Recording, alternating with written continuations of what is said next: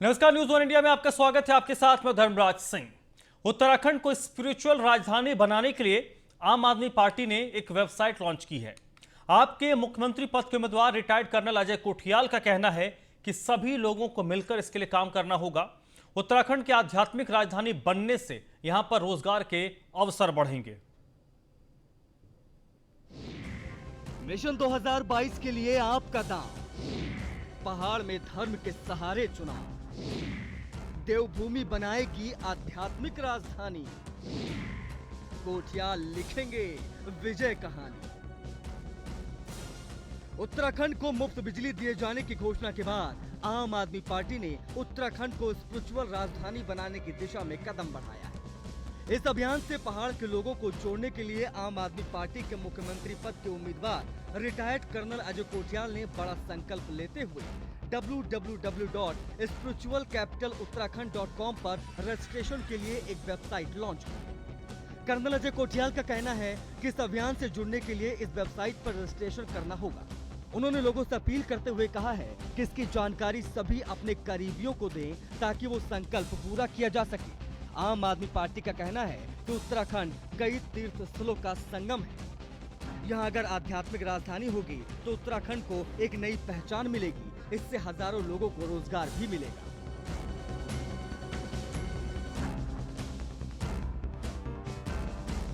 देखो, यहाँ पे जो आध्यात्मिक राजधानी हम बोल रहे हैं, क्योंकि यहाँ पे वो सारे एस्पेक्ट जमीन पे एग्जिस्ट करते हैं, जो कि एक अगर तरीके से उसको एक शेप दे दी जाए, उसका एक लॉ बना दिया जाए, नियम बना दिया जाए, तो वो ना श्रद्धालुओं के लिए भी, उत्तराखंड के लिए भी और उत्तराखंड की जनता के लिए भी वो एक अच्छा इंटरनेशनल एनवायरनमेंट में एक मैसेज देने का तरीका हो जाएगा और यहाँ पे रोजगार भी बढ़ेगा।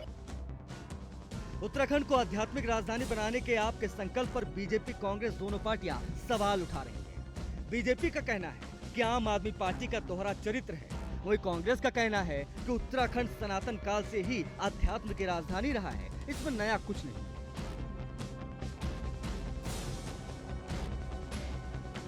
देखिए, आम आदमी पार्टी का चरित्र दोहरा है। जब ये दिल्ली में होते हैं तो वहाँ शाहीन बाग के साथ खड़े होते हैं और जो वहाँ दंगे होते हैं वहाँ इनके आदमी पकड़े जाते हैं, और उत्तराखंड आकर के ये आध्यात्मिक राजधानी की बात करते हैं। सच्चाई ये है कि भारतीय जनता पार्टी जिसने उत्तराखंड को बनाया, उसके पीछे एक बड़ी अवधारणा यहाँ के धार्मिक और सांस्कृतिक पक्ष को उजागर करने की है, और उसी क्रम में हमारी पार्टी लगातार काम भी कर रही है। अब जब कुछ नहीं नजर आ रहा है, क्योंकि दिल्ली मॉडल तो पानी में डूबता नजर आ रहा है, अब डूबते हुए मॉडल को लेके उत्तराखंड आएंगे तो जनता तो अब असलियत समझ गई है, इसलिए और कुछ नहीं है, सांप्रदायिकता की बात कर रहे हैं। लेकिन देवभूमि की जनता इतनी समझदार है कि वो इन बातों पे आने वाली नहीं है और उनका जो अपना जो जमीन तलाशने की कोशिश है वो नाकामयाब रहेगी। उत्तराखंड को आध्यात्मिक राजधानी बनाए जाने को लेकर आम आदमी पार्टी पूरी तरह से प्रयासरत है।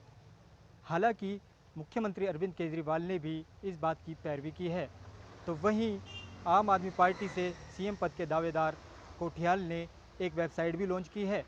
अब देखने वाली बात यह होगी कि जनता उनको किस तरीके से सहयोग देती है। देहरादून से न्यूज़ वन इंडिया के लिए विनय सूद। तो उत्तराखंड में जब जैसे जैसे चुनाव के तारीख नजदीक आ रहे हैं, चुनाव का दिन नजदीक आ रहा है, इश्यूज क्रिएट किए जा रहे हैं। आम आदमी पार्टी ने एक वेबसाइट लॉन्च कर दिया है, आध्यात्मिक राजधानी बनाने की बात की जा रही है। सवाल ही उठता है कि क्या ये इशू वाकई इतना बड़ा है, क्योंकि उत्तराखंड तो ऐसे ही देवभूमि है। हिमाचल और उत्तराखंड दो ऐसे राज्य हैं जिनको देवभूमि कहा जाता है, फिर इसमें एक्स्ट्रा क्या ऐड ऑन होना है, इसी पर आज हम चर्चा करेंगे। और इस चर्चा मेरे साथ डॉक्टर देवेंद्र भसीन जुड़ रहे हैं, प्रवक्ता हैं भारतीय जनता पार्टी के, दीप बोरा हैं कांग्रेस पार्टी के प्रवक्ता, रविंद्र आनंद प्रवक्ता आम आदमी पार्टी का। आप तीनों का बहुत बहुत स्वागत। रविंद्र आनंद जी, पहला सवाल सर आपसे ही।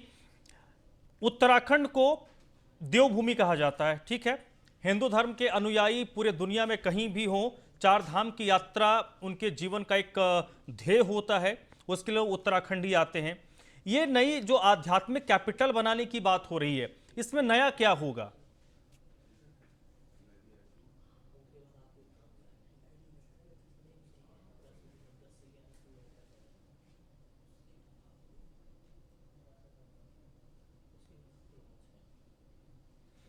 रविंद्र आनंद जी, आपकी आवाज नहीं आ रही है, संभवतः अभी तक आपने म्यूट किया हुआ है, उसको अनम्यूट कर दे तो आपकी आवाज थोड़ी क्लियर आ जाएगी।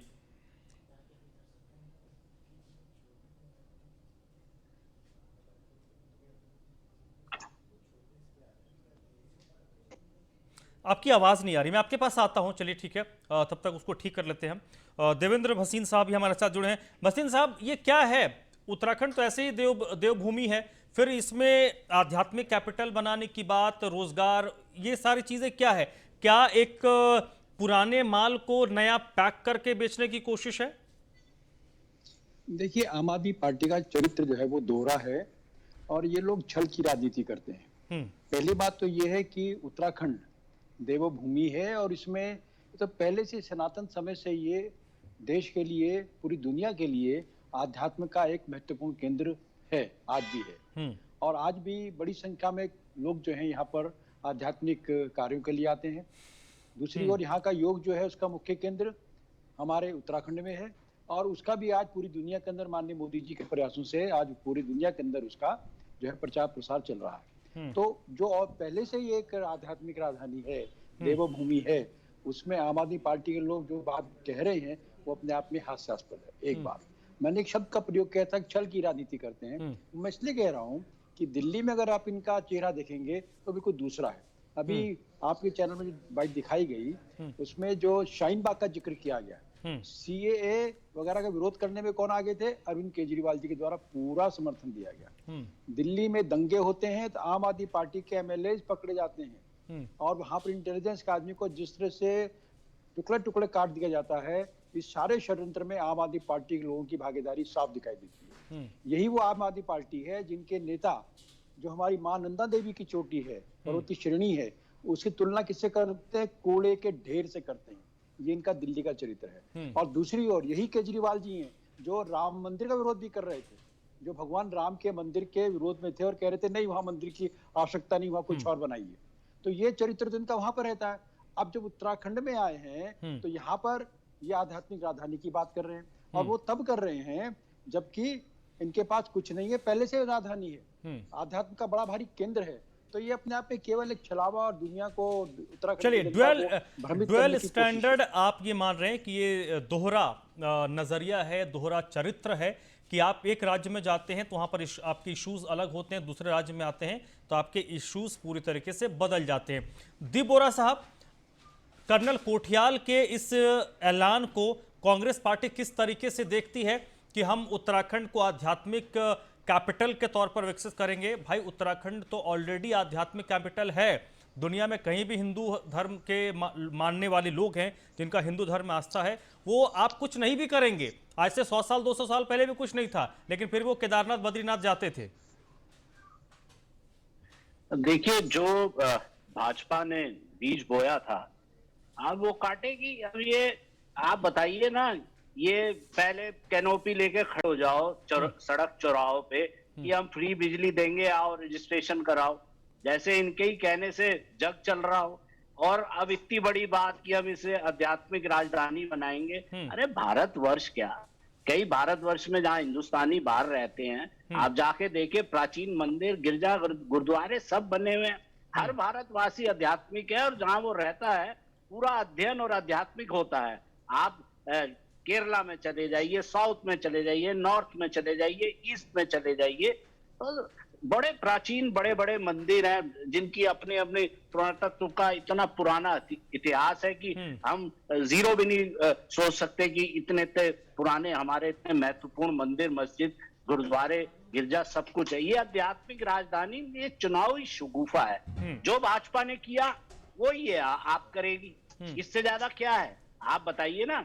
कई वेबसाइट सरकारों ने खोली, कई वेबसाइट दिल्ली में चली, पैसे जमा नहीं हुए, बंद हो गई।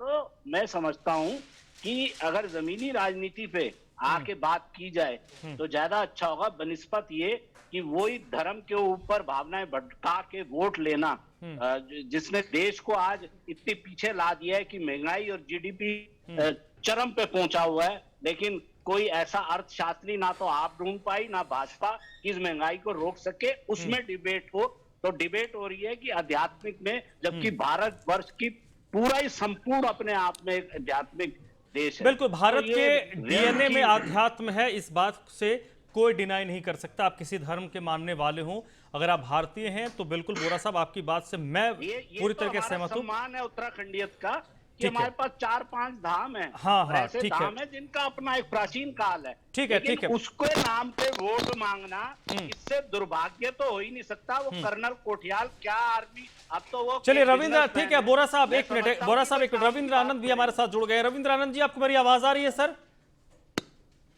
जी आ रही है। रविंद्र आनंद साहब, ये आध्यात्मिक कैपिटल का ऐलान क्या है? क्या इश्यूज की कमी हो गई है? भाई उत्तराखंड तो ऐसे ही आध्यात्मिक कैपिटल है देश में, इतने धाम यहाँ पर हैं, 4 धाम की यात्रा हर हिंदू का सपना होता है, तो लोग तो ऐसे भी आएंगे, तो क्या आप नया करने वाले हैं इसमें? देखिए ऐसा है कि आप मुझे पहले तो ये बताएं, मैं अभी बड़े ध्यान से बीजेपी के जो देवेंद्र भसीन जी हैं उनकी बात भी सुन रहा था कि इसमें बुरा क्या है। मुझे आप ये बताएं कि अगर हम उत्तराखंड को आध्यात्मिक राजधानी बनाना चाहते हैं, आपने क्यों नहीं बना दिया और क्यों नहीं होनी चाहिए, आप मुझे ये बता दीजिए। जहां पर बद्रीनाथ है, केदारनाथ है, गंगोत्री है, यमुनोत्री है, हिंदुओं की आस्था का केंद्र है, आपने क्यों नहीं किया अब तक? आप अपनी बात बताएं ना। और अगर हम कुछ करने की बात कर रहे हैं तो इनको एकदम करंट लगता है। जैसा दीप भाई ने अभी कहा बिजली फ्री हम दे रहे हैं, करंट इनको लग रहा है। अरे भाई बिजली हमने दिल्ली में भी दी है, हम यहाँ भी दे के दिखाएंगे। आप समय थोड़ा सा रुक तो जाइए। अब आपको पहले ही अगर करंट लगने लगे तो इसका इलाज तो किसी के पास है नहीं। तो हमारा ये साफ कहना है कि देखिए उत्तराखंड में जो पौराणिक एक मतलब प्रदेश भी है, आप देख सकते हैं कि गंगा यहाँ अवतरित होती है, यमुना यहाँ अवतरित होती है, बद्रीनाथ यहाँ है, केदारनाथ यहाँ है। तो यहाँ आध्यात्मिक राजधानी घोषित होनी ही चाहिए। सर आध्यात्मिक राजधानी का रविंद्र आनंद जी क्या डेफिनेशन क्या है आध्यात्मिक कैपिटल का? एक मिनट बोरा साहब, मैं समझना चाहता हूं इसको। जी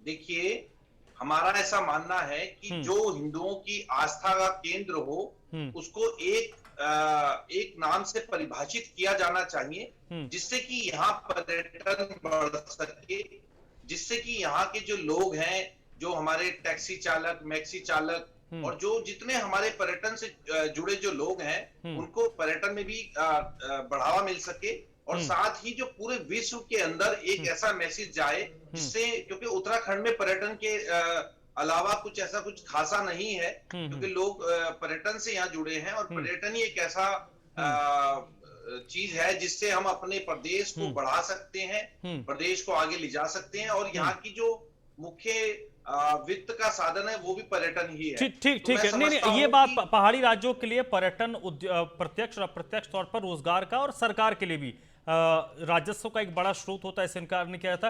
मैं डॉक्टर देवेंद्र भसीन से भी इस बात को समझना चाहूंगा, लेकिन बोरा साहब कुछ रिस्पॉन्ड करेंगे, फिर मैं भसीन साहब के पास आऊंगा और आप जो जवाब देंगे दीप बोरा साहब, उसमें एक सवाल मैं ऐड कर देता हूं। ये आध्यात्मिक राजधानी है क्या? इसका मतलब एक अगर मैं समझना चाहूं, 2 लाइन में अगर कहते हैं ना कि संज्ञा क्या है, सर्वनाम क्या है, तो मैं समझना चाहता हूं what is the definition of आध्यात्मिक कैपिटल? हमें करंट लग रहा है तो बिना ट्रांसफार्मर के और बिजली पैदा किए ये झुलसी हुई तारें ये हमें बता रही हैं कि करंट क्या होता है। हमें करंट नहीं लग रहा, हम तो तुम्हारी बुद्धि शुद्धि कर रहे हैं कि इतनी बड़ी बड़ी बातें ना करो। अभी सरकार भी नहीं है, वो तो अभी चुनाव में कितना करंट लगने वाला है वो सबको पता लग जाएगा। दूसरी बात, ये घिसी पिटी डिबेट जो चल रही है और जो बातें आ रही है पर्यटन में बहुत हो चुकी हैं। पर्यटन जिनकी सरकारें आई हैं वो पहले ही ये पर्यटन बढ़ाएंगे, हम ये करेंगे, हम वो करेंगे। अरे तुमसे पूछा गया आध्यात्मिक राजधानी किस लिए बनाना चाहते हो? पर्यटन तो चल ही रहा है ना, पर्यटन तो चल ही रहा है, हर चीज वहां पे चल रही है। अभी पर्यटन खुल जाएगा, वहां पे 4 धाम की यात्रा खुल जाएगी, तो वही चीजें तो आप कुछ बोल रहे हो। आपने जवाब क्या आध्यात्मिक राजधानी बनाने का?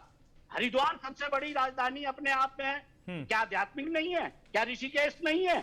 तो ये चुनावी शगुफा है और ये चुनाव के बहाने, क्योंकि इनको लग रहा है कि हम भी जरा हिंदू वोटों में थोड़ी सी सेंध मार लें, जरा कुछ हो जाए।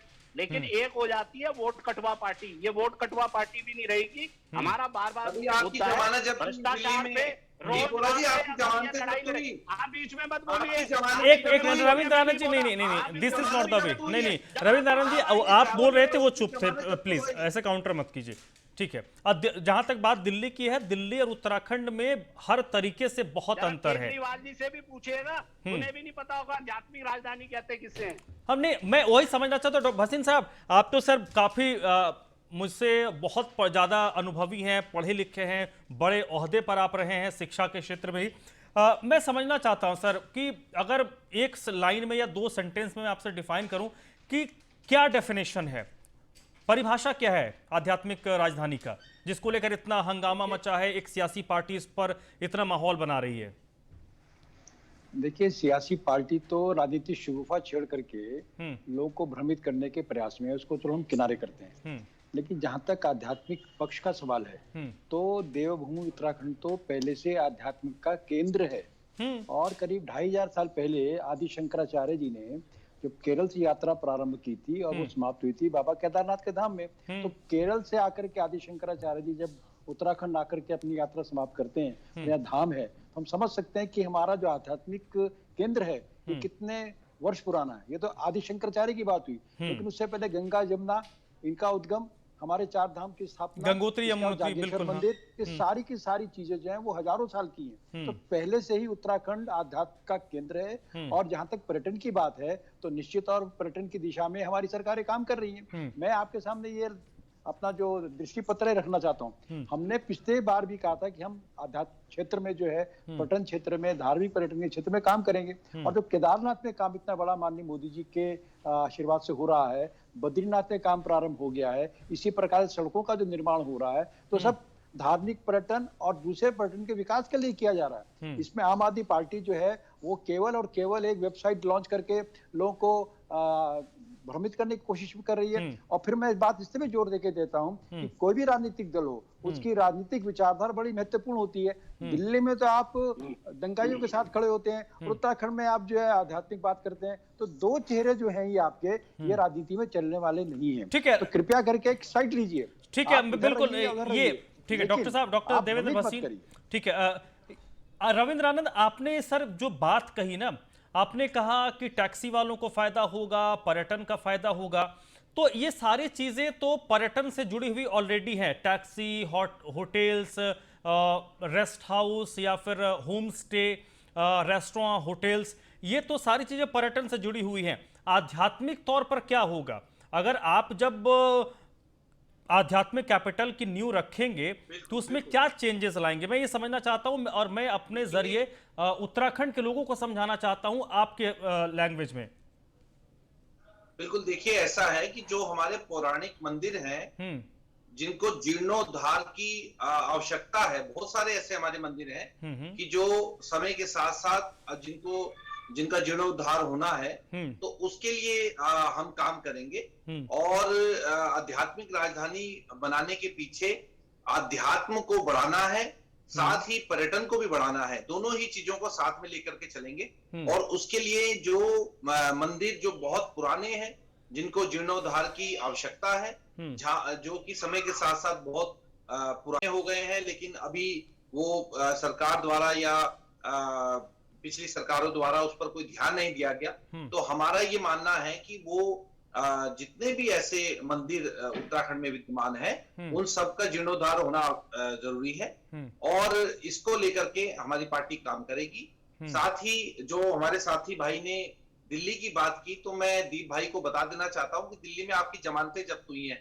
35 से ज्यादा आपके विधायक जो लड़ने आए थे विधानसभा में, उनकी जमानतें जब्त हुई हैं। अब इनको इसलिए परेशानी करिए ना, अभी जब्त हो जाए। हमने क्या पंजाब में हमने बोरा साहब कीजिए यार, जहां हमारे 18 विधायक हैं, दिल्ली में निवासी नहीं रहते, बाहर के लोग रहते हैं। आप डिबेट में बैठे हैं तो जानकारी भी रखिएगा कि हमारे 18 विधायक हैं इसमें पंजाब में ना। उत्तराखंड वालों को तो टिकट दिया, उत्तराखंड वालों को टिकट दिया, जितनी परेशानी है आपने टिकट दिया, दूर हो जाएगी, आप चिंता मत कीजिए। उत्तराखंड वालों को टिकट दिया, सीटों में जो आपने प्रत्याशियों का हाल होने वाला है, आपकी जो इसमें दिल्ली मॉडल, दिल्ली पानी में चल रही है, कोविड से लोग मार दिए केजरीवाल ने, दिल्ली को पता है। नहीं ठीक है, आपकी जो अंतर्कलह है वो सबके सामने है। और यहाँ छोड़ो यार, हमारे को क्या करना अंतर बताएगा। आपको आप क्या परेशान करना ना हो। उससे? आप नहीं बिल्कुल आपको परेशान ना अंतर हो। कला से क्या नहीं करना? आप अपनी बात कीजिए ना। रविंद्र आनंद जी, आपकी पार्टी बिजली, पानी, सड़क जैसे मुद्दों को लेकर बात कर रही थी। अचानक से जो ये ट्रांजिशन आया कि आप सीधे सीधे आध्यात्मिक वाले मूड पर आ गए, तो इसमें जो लोग हैं, जो इसमें पढ़ा लिखा तबका है, वो इस बात को समझ नहीं पा रहा कि आखिरकार एक तरफ तो आप बहुत ज़मीनी स्तर की बातें करते हैं, लेकिन इस चीज़ को डिफाइन नहीं कर पा रहे कि बदलाव क्या हो जाएगा, खुद ही नहीं पता है इनकी पार्टी को हम क्या कर रहे हैं। क्या बदलाव आ जाएगा। क्योंकि चलिए, बेसिक बात है, आपने बिजली पानी के मुद्दों को लेकर आपने रखा, उसके बाद कई सारी पार्टियों ने अपनी अपनी बातें कही, लेकिन अगर आम आदमी पार्टी पर जनता भरोसा कर देती है, आपकी सरकार बनवा देती है, तो क्या होगा आध्यात्मिक राजधानी में? आप सारी बातें ऐसे कह रहे हैं जो पर्यटन से जो, अब कोई शंकराचार्य तो हुए नहीं कि जाकर आप एक नया स्थापित कर देंगे, या केदारनाथ बद्रीनाथ के समकक्ष कोई मंदिर आप स्थापित कर देंगे। देखिए ऐसा है कि जैसा मैंने पहले भी कहा कि उत्तराखंड में ऐसे हजारों मंदिर हैं जो बहुत पुराने हो चुके हैं, लेकिन आज तक किसी भी सरकार का वहां ध्यान नहीं गया, और जिनको जीर्णोद्धार की आवश्यकता है। ऐसे आपको बहुत सारे मंदिर मिलेंगे जो पौराणिक तो हैं, लेकिन अध्यात्म की दृष्टि से भी और पर्यटन की दृष्टि से भी उनको सुधार की आवश्यकता है। तो हमने इस पर एक पूरा सर्वे करा, और सर्वे करने के बाद ही हमें ऐसा लगा कि भाई यहाँ अगर इसको आध्यात्मिक राजधानी घोषित करती ठीक है, अगर एक और मिनट, इसके साथ-साथ हम मैं, क्योंकि टाइम नहीं रविंद्र आनंद साहब, मैं 10 सेकंड में एक बात अपनी कंप्लीट करूंगा, फिर मैं भसीन साहब आपके पास ही आता हूं कि अगर उत्तराखंड में कोई पहुंचेगा, कोई तीर्थ करने के लिए आएगा, तो वो गंगोत्री, यमुनोत्री, केदारनाथ, बद्रीनाथ जाएगा, ठीक है। वो किसी दूसरे मंदिर की ओर रुख तभी करेगा जब वहां वो मंदिर जाएगा, फिर वो उसके लिए जाएगा। इसके लिए संभवतः जिस इशू को लेकर आपकी पार्टी आ रही थी, शायद कहीं मुझे ऐसा लगता है कि इस इशू के बाद आप लोग उस चीज को कन्वे नहीं कर पाए कि क्या एक वो मॉडल होगा आध्यात्मिक कैपिटल का। भसीन साहब जल्दी सर कंप्लीट कीजिए। देखिए, जो अभी रविंद्र जी बात कर रहे थे वो वास्तव में स्थिति ये कि अभी आम आदमी पार्टी ने शगुफा छोड़ा है, केवल चीजों को भ्रमित करने के लिए, लोगों को जोड़ने के लिए। धरातल पे इनके पास कोई रोड मैप है ही नहीं। और मैंने पहले भी कहा, उत्तराखंड तो पहले से ही जो है आध्यात्मिक राजधानी केंद्र है पूरे दुनिया के अंदर हिंदुत्व का। और दूसरी बात, जब ये कह रहे थे कि मंदिरों का जीर्णोद्धार करेंगे, तो मंदिरों का जीर्णोद्धार सरकार करेगी। तो रविंद्र जी, आप कृपया करके अपनी पार्टी का स्टैंड क्लियर करिए कि क्या आपकी सरकार मंदिरों का अधिग्रहण करेगी, क्योंकि आप जब उसमें हस्तक्षेप करने जाएंगे जीर्णोद्धार करने के लिए, तब क्या आप अधिग्रहण करने वाले हैं? देवस्थानम बोर्ड में तो आपका विरोध रहता है, ठीक है, हम उसको सुधार कर रहे हैं, जो दिक्कतें हैं उसको दूर करेंगे, लेकिन आप अपने स्टैंड तो क्लियर करिए, क्या करने वाले हैं। लेकिन सच बात यह है कि केवल और केवल एक राजनीतिक इन्होंने शगुफा छोड़ा है, और खुद ही एक अपने उसमें फंसे हुए हैं, भ्रमित हैं। ठीक है, जल्दी से सर, दीप बोरा साहब, ये क्या एक इशू है जिसको आगे करने के बाद जो कोर इश्यूज होते हैं उत्तराखंड के, बिजली, पानी, रोजगार, बेरोजगारी, पलायन, ये सारे मुद्दे गौण हो जाते हैं जब ऐसे मुद्दों को हम सामने रखते हैं? देखिए, अगर हम बार बार ये मांग कर रहे हैं पूरे देश में, अगर चुनाव बिजली, पानी और रोजगार पे हो, तो मैं समझता हूँ चुनाव लड़ने का एक अलग अंदाज होता है भारतवर्ष में। आप जितने पुराने चुनाव देखें, अटल बिहारी वाजपेयी, इंदिरा गांधी जी के और राजीव गांधी जी के टाइम के, और गुजराल साहब भी बने, इन मुद्दों पे चुनाव होते थे। जब भावनाएं भटकाने लगे, तब ये मुद्दे आने लगे 1992-93 के बाद। तो जो बात करती थी आप, और आज हमें ये बताया जा रहा है आपकी जमानतें जब्त हैं, ये हैं, वो हैं, तो एक प्रदेश जीतने से जग नहीं जीतना होता। अभी तो कई प्रदेश हैं जहाँ पे धराशायी ये हो गए हैं बुरी तरह। तो मैं समझता हूँ कि हमारा संगठन आपको यहाँ पे, चलिए, आप लोगों के बीच आपसी नूरा कुश्ती, बहस, इश्यूज पे बात होती रहती है, लेकिन मूल मुद्दे जिस पर आज हम बात कर रहे थे, आम आदमी पार्टी को संभवतः, मुझे पर्सनल नोट पे लगता है कि बिजली, पानी, सड़क जैसे जो मुद्दे हैं उस पर स्टिक रहना चाहिए। और ऐसे मुद्दों को लेकर आप जो जनता के बीच जाएंगे, जनता आपसे जब सवाल करेगी, तो शायद आप जनता के सवाल का जवाब उतने बेहतर तरीके से नहीं दे पाएंगे। उत्तराखंड और आज की तारीख में भी आध्यात्मिक राजधानी हिंदुओं के लिए है, इसमें कोई शक व शुबा नहीं है। बहुत बहुत शुक्रिया डॉक्टर देवेंद्र भसीन इस चर्चा मेरे साथ जुड़ने के लिए। सर दीप बोरा, आपका भी बहुत बहुत शुक्रिया। रविंद्र आनंद, आपका भी बहुत बहुत शुक्रिया। तो देवभूमि के चक्रव्यूह में आज बस इतना ही।